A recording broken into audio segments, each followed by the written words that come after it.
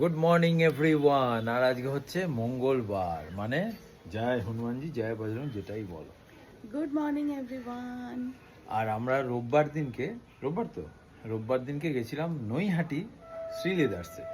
তা ইনি ছবি দেখে জুতো কিনবে, চলো এখানে একবার জুতো কিনি, পুজোর জুতো মায়ের জন্য কিনতে হবে।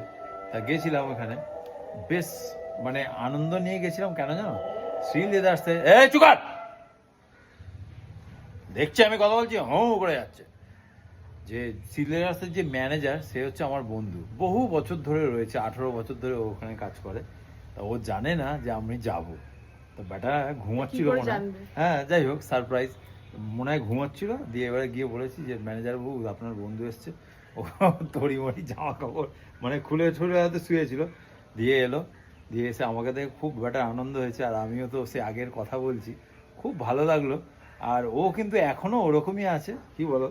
আর একে আবার কি বলে, বৌদি না কি বলো, কাকিমা। ওইটা ইয়ার্কি মেরে বলতো আগে। তো যাই হোক, আমরা জুতো কিনেছি, সেই জুতো তোমাদের দেখাবো, আর ভিডিওটা তো অবশ্যই দেখবে। আজকে যাবে কি কিছু বলো তুমি? না না, ভালো লাগলো বেশ একটা হয় না, অনেক পুরনো কোনো কারোর সঙ্গে দেখা হলে একটা আনন্দ হয়।